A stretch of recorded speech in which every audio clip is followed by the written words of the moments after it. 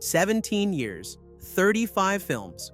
One question: why does the world's biggest franchise suddenly feel redundant?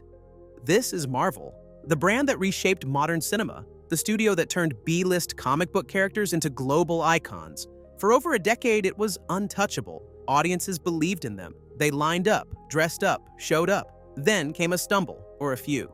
In 2019, Avengers Endgame became the highest-grossing movie in history, until Avatar reclaimed the title 2 years later.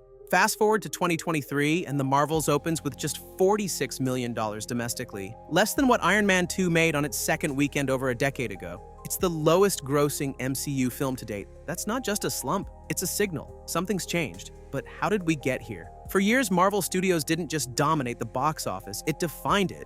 Their approach became the gold standard for blockbuster storytelling. Interlocking narratives, mid-credits teases, carefully timed spectacle. The MCU wasn't just a franchise, it was a narrative universe that spanned 20-plus films with near-unmatched audience loyalty. But success comes with a cost: predictability. And by the time Phase 4 arrived, the formula that once felt fresh started feeling expected. Setup, quips, final battle, teaser, repeat.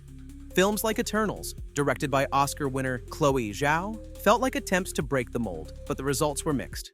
Multiverse of Madness, the second Doctor Strange film, was helmed by Sam Raimi and leaned into horror-inflected weirdness, yet struggled to balance fan service with coherence. Then came Quantumania, the third Ant-Man entry and the launchpad for Phase 5.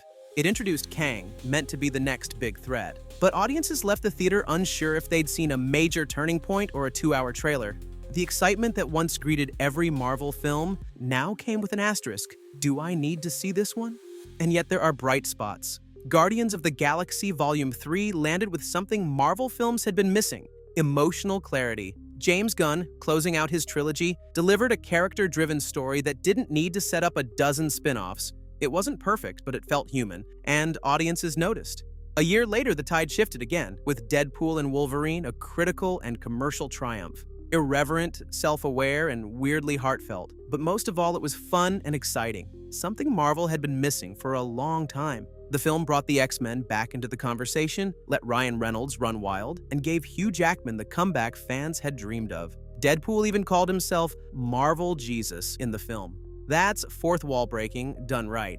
Now, Marvel's next big swing has people paying attention again. Avengers Doomsday set for 2026. The confirmed return of Robert Downey Jr., not as Iron Man, but as Doctor Doom, has sparked a wave of speculation. It's a twist that rewires expectations, bringing back the face of the franchise, but in a villainous role. That kind of bold casting doesn't just generate headlines, it invites curiosity. Some say it's a desperate attempt to save the franchise. Others believe it's perfect casting. I'll let you decide. There are also rumors, though unconfirmed, that Chris Evans might return, potentially in a multiversal capacity. Whether that's a marketing ploy or a real plot element remains to be seen. We may not know for sure, at least not until Fantastic Four comes along. But either way, it's doing the one thing Marvel needs right now: getting people to talk. Of course, not all news is uplifting. Whispers that the long-awaited Blade reboot, originally set to star Mahershala Ali, might be scrapped have added to concerns. It's not official, but it's disheartening nevertheless. Still, the MCU isn't collapsing, it's recalibrating. The audiences who grew up with these films are now older, savvier, and less easily wowed. They want storytelling that evolves with them. Endgame felt like an ending because it was. If Marvel wants to create another cultural moment on that scale, it needs a fresh starting point, something that feels earned, not algorithmic.